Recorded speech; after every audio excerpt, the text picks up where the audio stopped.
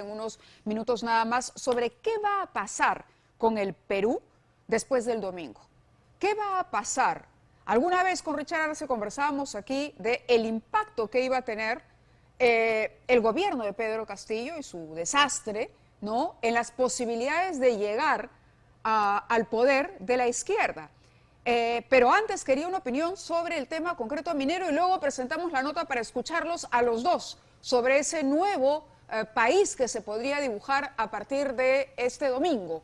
Richard, muy buenas noches, bienvenido al programa. ¿Está de acuerdo con lo que dice el señor Anderson, que este discurso que ha desarrollado Aníbal Torres es un discurso únicamente para la platea, que no hay una autenticidad, por lo menos en la que se pueda confiar? Sí, Mávila, buenas noches. Buenas Evidentemente noches. está en un evento tan importante como es Perumín, y los que están escuchándole son las empresas mineras, toda la gente relacionada a la actividad minera. Y lo que hemos visto más bien este año y pico de gobierno es lo único que ha hecho es exacerbar los conflictos sociales, que están muy asociados a la actividad minera y que evidentemente requieren la atención del Estado. Una crítica aparte también al Perumín es que es momento que también empiecen a abordar invitando a las comunidades a participar. Porque así como es importante la tecnología de punta y todo lo que vienen desarrollando en minería, sería interesante escuchar cuál es la expectativa que tienen las poblaciones en los ámbitos de influencia, y eso ayudaría a entender de manera integral el tema. Claro, pero esa es una tarea... construir un espacio de diálogo. Por supuesto, una porque oportunidad de diálogo. es interesante esos espacios, pero acá la tarea es del gobierno. Y lo que hemos visto durante todo el año, Mávila, lamentablemente, es exacerbar emociones, sentimientos de reclamos legítimos de esa población.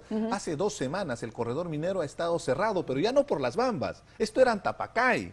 Hay un proyecto nuevo que se llama Integración Jorojo-Huayjo, que es un nuevo tajo dentro de la proyección del proyecto, y las comunidades en torno en Espinar, estamos hablando de casi 200 kilómetros, bloquearon el corredor minero. Bueno, ahí entonces, tenemos un reto problemas. por delante en el que, al margen de lo que ocurra en Lima, que en Lima también va a ser importante conocer, y les voy a preguntar, no se van a escapar de esa pregunta, de sus expectativas, quería compartir con ambos y con el público esta noche este informe que hemos preparado para prestarle un poco de atención a lo que va a ocurrir en el interior del país. Hoy el presidente ha necesitado de los gobernadores regionales. No nos olvidemos de los consejos de ministros descentralizados, de su presencia, de su fotografía con los gobernadores regionales detrás de él, ¿no? Tratando de expresar un respaldo que en muchos casos no le ha funcionado, porque hemos tenido gobernadores que se le han parado al presidente y le ha dicho, ¿sabe qué? No lo está haciendo bien, incluso que han estado a favor de adelantar las elecciones y lo han dicho, han alzado la voz para decirlo. ¿Qué va a pasar este domingo? ¿Qué podría pasar este domingo? Vamos con el informe y regresamos con el congresista Anderson y el ex congresista Arce aquí en nuestros estudios. Bienvenido a este espacio para ser un gobierno de todos los peruanos. Bienvenido a este espacio para ser un gobierno de todas las sangres, sin discriminación alguna. 16 regiones apoyaron masivamente con su voto a Pedro Castillo para llegar a Palacio de Gobierno, contra solo 8 que apoyaron a Keiko Fujimori. Hoy la población pide cambios y no está dispuesta a renunciar a ellos. Ha pasado 1 año, 3 meses y 24 días desde aquel triunfo de Pedro Castillo en la segunda vuelta electoral. Hoy el presidente cuenta con 6 investigaciones fiscales por indicios de corrupción y un entorno amical chotano y familiar que habría sacado provecho del Estado. Hechos que para las regiones que alguna vez le mostraron su respaldo, ahora le quitan todo el apoyo. Por ejemplo, en Puno, Pedro Castillo ganó con casi el 90%. Lo mismo sucedió en Cusco y en Huancavelica, en donde la palabra de maestro alcanzó más del 83%. Castillo se va, digamos, construyendo, armando entre la primera y la segunda vuelta, con un discurso que empieza evidentemente en lo disruptivo, en lo contestatario, en lo antisistémico, en lo radical, para pasar luego a un discurso más organizado, desde una izquierda, digamos, más moderada, más centrada. Pero ¿cuál es el panorama actual de estas regiones que apoyaron con su voto al entonces candidato del sombrero, que hoy a 48 horas elegirán a sus representantes en el gobierno regional y municipal? Regiones que hoy sienten que el discurso del profesor rural quedó en el olvido. Todo eso creo yo que Pedro Castillo a lo largo de estos 14, 15 meses lo ha terminado dilapidando, lo ha terminado desbandando de involucramiento con graves casos de corrupción. Justamente una de las banderas que muchos ciudadanos reclamaron, ¿no?, contra la clase política en la elección del año pasado. Y el señor Pedro Castillo termina, al cabo de 14 o 15 meses, sumándose a la galería de la corrupción en el país. Y eso evidentemente va a tener un costo y va a tener una factura muy grande. Este rechazo se ve incluso en aquellas personas que le otorgaron su voto esperando el tan ansiado cambio. Las últimas encuestas sostienen que Pedro Castillo pierde ese respaldo. Por ejemplo, en la zona centro del país su rechazo alcanza un 79%. En la zona sur, en donde ganó rotundamente, hoy un 65% desaprueba su cuestionada gestión. Sea en el sur como en el centro del país, donde también hubo una votación importante para Pedro Castillo en la contienda o en los comicios del año pasado, creo que todos esos votantes, ¿no?, que se manifestaron de una u otra manera a favor de Pedro Castillo en la primera vuelta y luego en la segunda, lo ha perdido por los indicios, sospechas e imputaciones de corrupción, pero también por la enorme incompetencia para gestionar lo público desde el Estado. El gobierno de Pedro Castillo Terrones es consciente de aquel rechazo que viene ganando en la población e intenta recuperarse. Para muestra, sus consejos de ministros descentralizados. Si al pueblo y a alguien le consta que a este gobierno, que este presidente ha metido la mano y se ha cogido un centavo del país, yo no puedo estar un minuto más en el gobierno. Yo no puedo estar un minuto más en el gobierno. Eventos en los que, lejos de parecer una reunión de ministros, parecería una campaña electoral rotunda. Estoy parado bien firme. No estoy temblando. Por más críticas que hayan. Pero eso no es todo. Pedro Castillo, tras todas las investigaciones en su contra, ha intentado recorrer el país con un aparente papel de victimización. Con megáfono en mano y con un tono de voz poco conocido, quiere recuperar ese respaldo. ¿Saben por qué? ¿Saben por qué piden la vacancia, la destitución, la inhabilitación del presidente? No les gusta que un chacrero esté en Palacio. No les gusta que un campesino esté en Palacio. La ruta de declive era cada vez más pronunciada y acelerada, y eso los llevó a gestar estos espacios de proselitismo y de populismo a los cuatro vientos que se denominaron gabinetes o consejos de ministros descentralizados, con una retórica victimista muy elocuente. Pero eso tiene un efecto muy cortoplacista. Eso te dura pues una semana, 15 días, 30 días. Aquellos votantes que apostaron hace un año por una promesa de cambio, en 2 días se volverán a ver frente a las urnas para elegir a sus autoridades locales y regionales. ¿Sus votos han cambiado?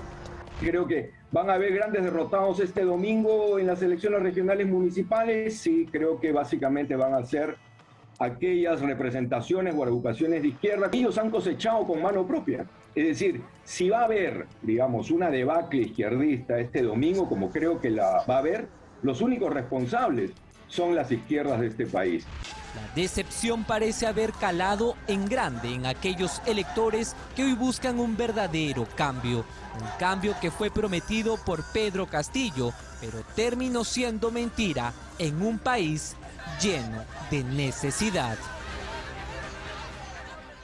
Así están las cosas. Comentarios breves de nuestros invitados, porque tenemos mucho más en el programa. Comentario de Mávila, en el reportaje deberían incorporar el fenómeno de Antauro Humala, ¿no?, que está está recorriendo el sur del Perú y tiene bastante aceptación, entre comillas. Pero todavía no está, lanza, digamos, es que, claro, permíteme cerrar la idea. Íbamos al panorama de esta elección. No, es que está muy relacionado con el tema de que este domingo los que van a perder son los partidos políticos, en principio, porque ganan movimientos regionales.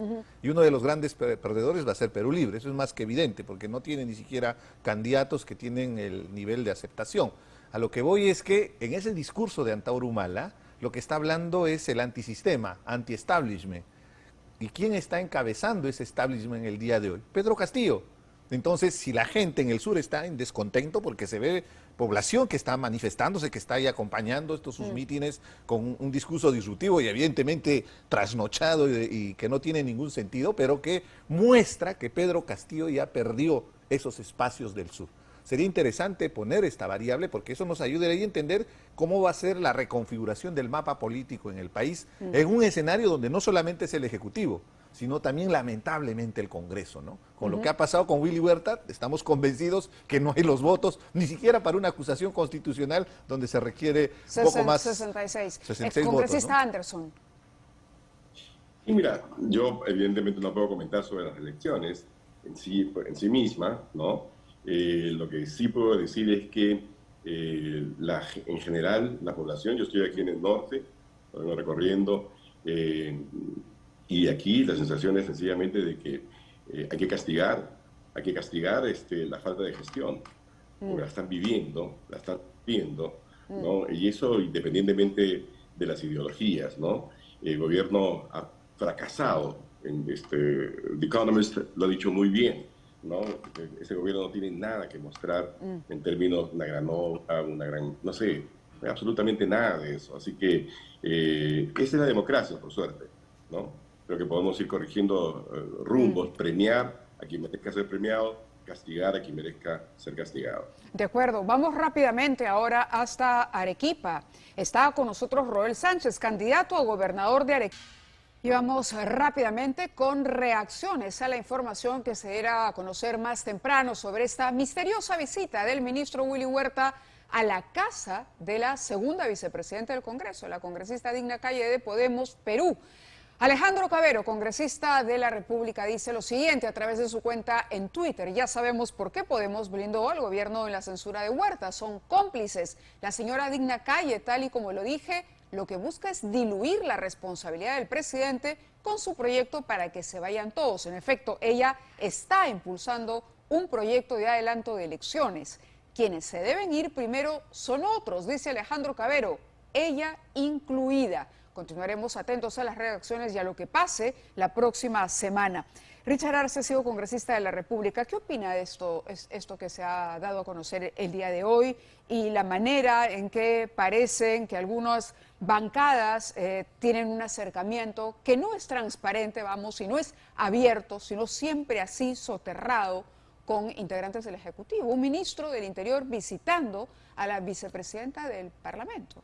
Y si no es denunciado por la prensa, no estamos enterados de qué hay tras bambalinas. A eso vamos, cuando además la entonces, bancada de Podemos fue fundamental para evitar la pero censura. ¿quién es Podemos, Mávila? Podemos, ahí está ese congresista Wong, que puso inclusive funcionarios en el Ministerio de Producción. Es el partido de Luna Gálvez, investigados por una organización criminal, los gángsters de la política, que lleva a Urresti inclusive en la primera fila, ¿no? Lo concreto es que no son 4 o 5 niños.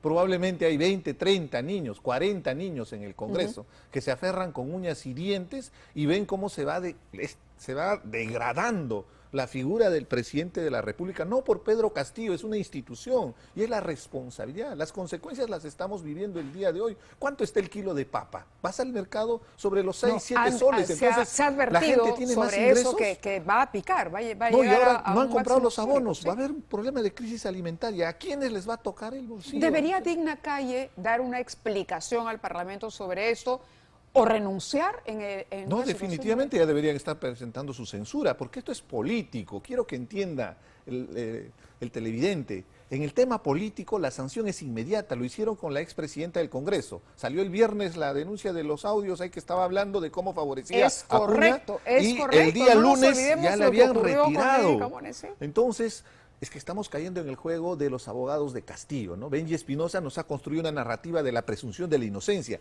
Eso es una cuerda separada en el tema judicial. Por supuesto que hay la presunción de la inocencia, pero en el Congreso se acciona y la sanción es perder el cargo, la responsabilidad que tienes y en su momento hasta un desaforo si es que ha cometido una falta, una infracción o hasta un posible delito. Ahora, Solo se requiere ¿cuál indicios. sería la falta? La reunión fuera de un lugar que sea oficial, digamos, y el Parlamento, o sea, una reunión en su casa, ¿eso es una falta per se? Mávila, existen espacios para desarrollar Correcto, a actividades. eso voy, que sea un espacio Y no hay inadecuado. casualidades en política. Si ha habido una censura a un ministro, inmediatamente ves en el panel que ha habido una ausencia de más de 30 congresistas, Sí. con lo cual han abonado a que se proteja y se blinde al que está tratando de destruir toda la investigación fiscal porque pretenden retirar al coronel Colchado. Evidentemente que hay un interés.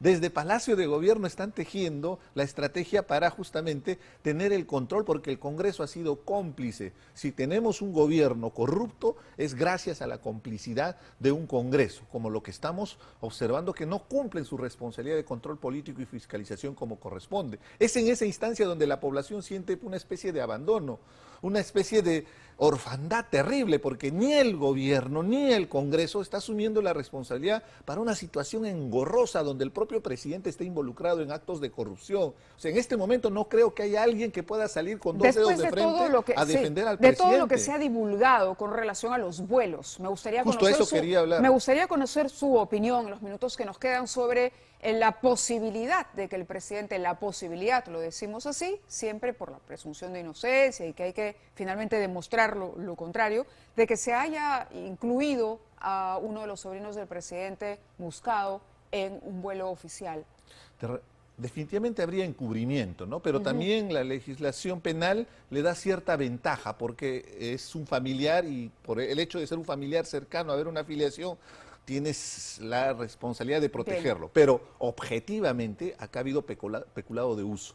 Los bienes públicos no son bienes particulares para beneficio personal. No pueden usar el avión presidencial como un avión privado. Ahí hay suficientes argumentos, inclusive para hacer una acusación constitucional y mostrar al país que, en este caso, el presidente se debe a la población, no aprovecharse del cargo, ¿no? Eso es lo más lamentable y más aún en un entorno de elecciones que esperemos este domingo la población tenga la capacidad de evaluar muy bien a los candidatos. No voten por los millones, no voten por la emoción que le causa un candidato. Revisen su hoja de vida, su trayectoria, qué es lo que ofrece. Creo que eso es lo más importante para evitar esta situación. Gracias, Richard, como siempre, por acompañarnos aquí en el programa. Hacemos una pausa y continuamos aquí en 2022.